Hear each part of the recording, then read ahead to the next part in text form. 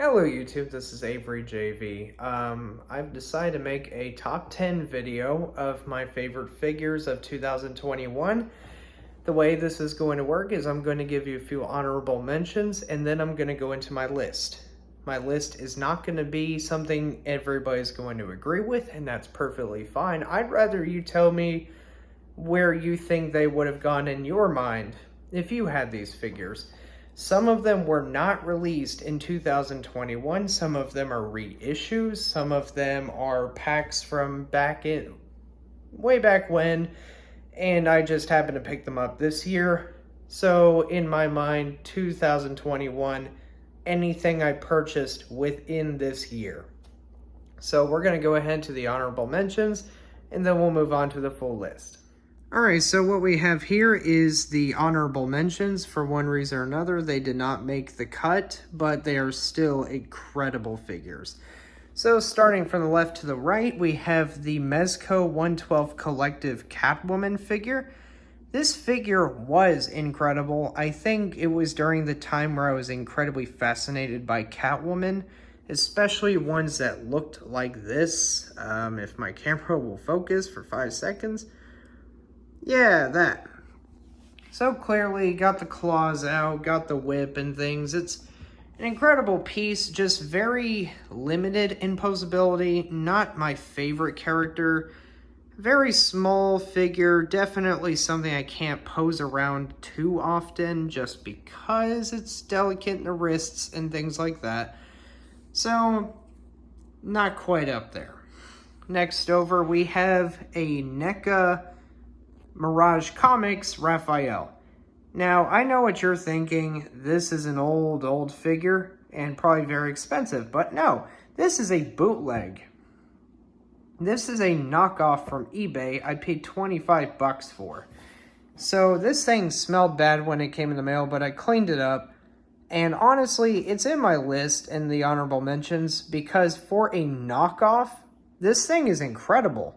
It's really sturdy, feels high quality, looks high quality, and behaves high quality. Like, it screams high quality for 25 bucks. I mean, yes, there's a molding seam around the side of his head, and I'm sure a few parts are painted a little bit differently from the originals. I don't care, because this is awesome. Oh, crap. And there I go, dropping him. But no, this is actually really cool. And his size fell out. But no, for a $25 knockoff, that is really fun. Over here, I'll come to him last. So right here we have the Mezco 112 Collective SpiderMan from Far From Home. This is the exclusive figure. The reason he's not on the list is some things on this list are extremely valuable to me on a personal level, and as much as Spider-Man is my favorite character of all time, this isn't particularly a version I can, one, mess with every day because, again, delicate figure, delicate parts, very small, and honestly, his head has an issue. You can't actually articulate his actual neck where his head cuts. It kind of has to be at the bottom where the fabric touches because the top of the neck is so thick. It's really odd, and for that reason, he can't really go up any further. Now on to Darth Vader. Real reason for him is, I think everybody knows, this is the hyper-real Darth Vader from Hasbro.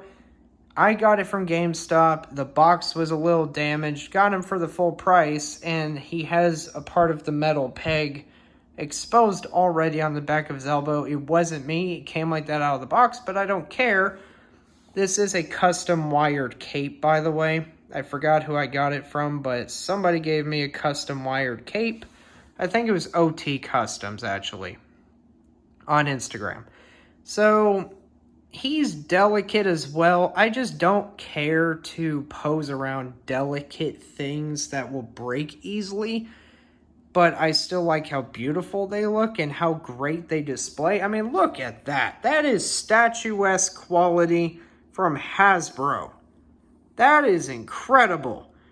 but because he is delicate and I really can't do much with him without the fear of breaking or ripping him, he can't go on the main list. Fun factor's got to be thought about.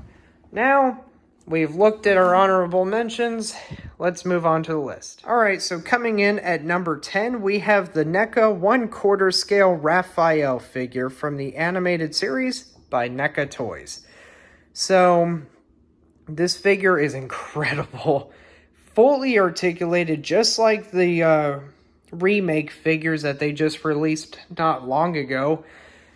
Very well detailed, extremely nice paint. And I mean, he's huge. And Raphael's my favorite turtle. However, if you can't tell, he's standing a little awkwardly because his ankle freaking broke. He fell off my shelf, landed on a carpet, and his foot came right off. So I had to super glue it in place where it was originally standing, where the peg lines up with the broken part. So that's stuck like that. However, he still makes the list because he is incredible. Still very poseable, sturdy, and fun. Just has some issues. There are some missing paint details. Some pieces are missing some paint detail, but it's okay. Because I don't really stare that hard at them. I just love it because it's Raphael, but because he broke from a small fall onto a carpet and he's got some paint errors, he cannot be above level 10. Or, you know, he can't go above 10. So, that's that. Coming in at number 9, we have the NECA 1/4 scale 1989 Michael Keaton Batman reissue version. So I got this from Big Bad Toy Store, and it's a really good figure. I really, really wanted it back when it came out, I think 14 years ago or 7 years ago or something. I can't remember if it was 7 years ago or 14. It can't be 14 years ago. What am I thinking? No, like 7 years ago, they released this figure, and I really wanted it, but I did not have the kind of job that would afford this thing. But I finally got it, and I love it. However, his cape was inside out when I opened it. His torso will not straighten out for some reason. Every time I force it to, it just goes right back to where it was in this crooked, kind of leaning to this side sort of way. You can't see it because I hid it well. His grappling gun does not split apart like it was originally. It is permanent like that. So I split it, cut it down the middle, realized that it wasn't supposed to come apart. Big Bad Toy Store sent me a free extra copy, and I customized one and did a bunch of stuff. But the fact that they don't tell you that they modified a figure in a way that allows anybody to break their copy is just ridiculous. I don't like that. I don't appreciate that. And because of those reasons, he can't go any higher on this list. But he is still a superb Batman figure. And on the number 8 spot is the Super 7 Ninja Turtles. You can obviously tell Michelangelo is missing. I ordered him. He just hasn't come in yet. But oh my god, these figures are incredible. So I just got him from Christmas from my fiance. Wonderful gift, like perfect gift. I've had him for a while, and I've had him for a while. I paid extra for them on Mercari, so I probably should have waited for that new pre-order.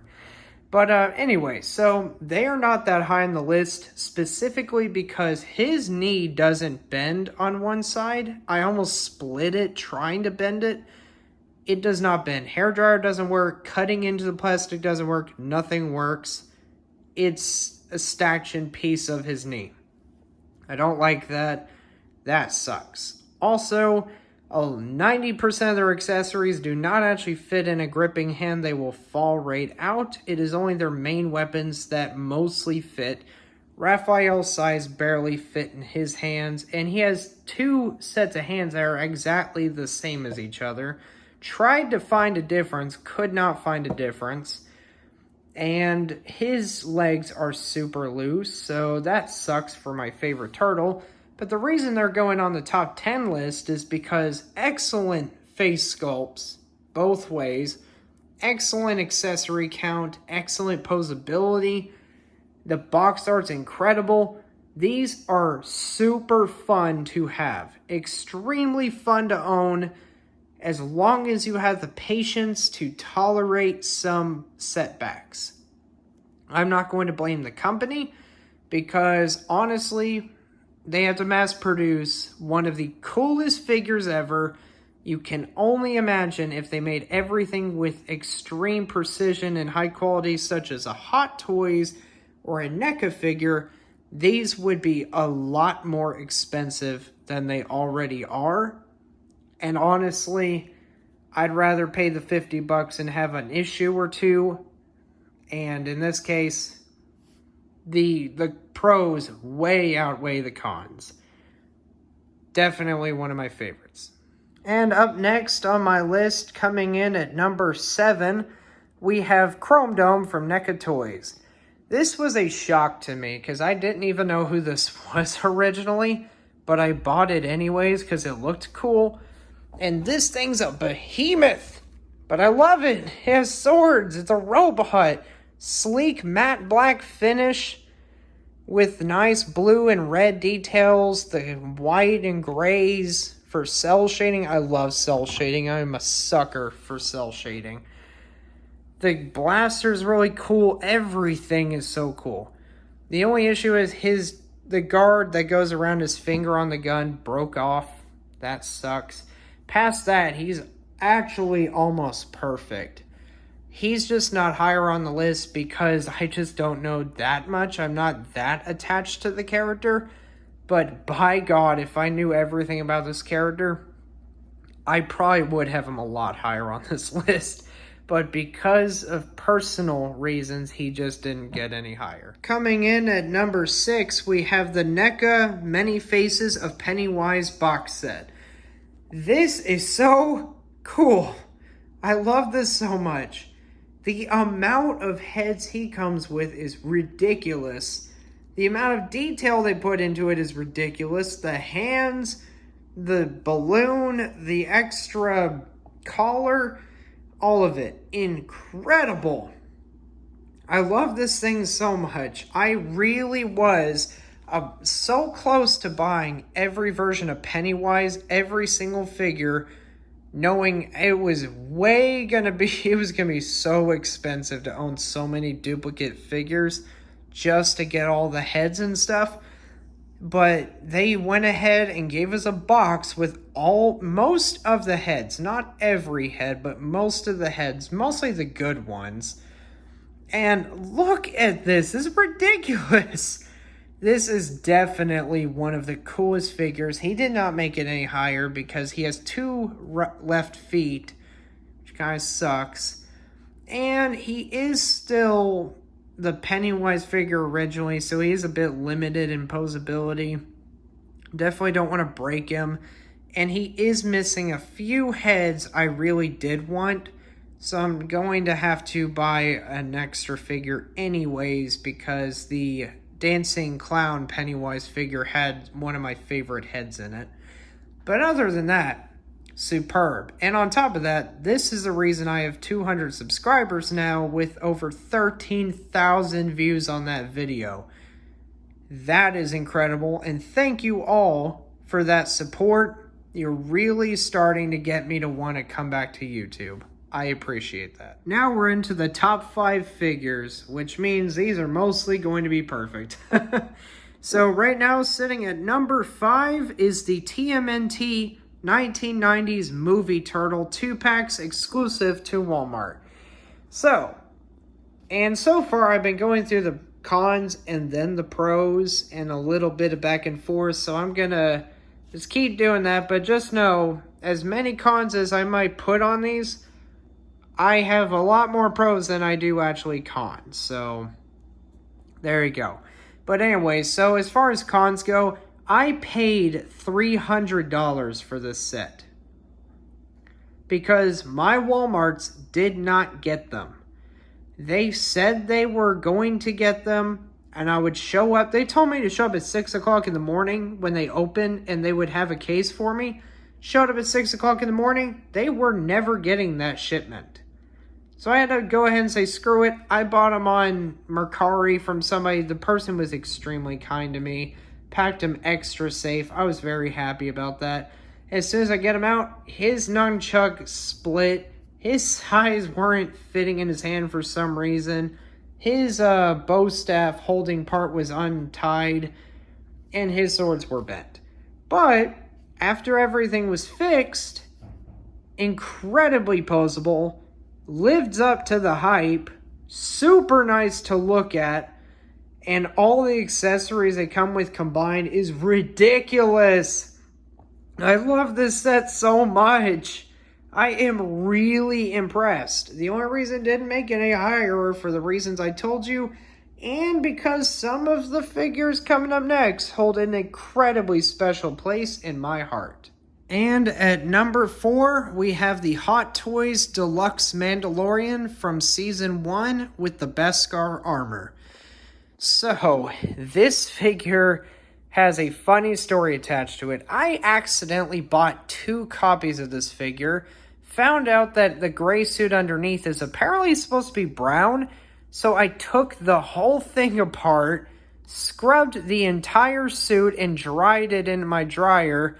I used Dove soap, by the way, and a toothbrush, so it took a while. But now look, brown suit underneath, if I can get my camera to focus, brown suit completely underneath, beautiful design. I got him to balance up there.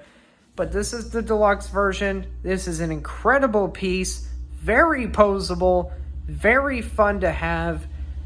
I don't have any complaints. This thing was incredible. I am still shocked at how cool this is, and now I'm dying to get my hands on the quarter scale version.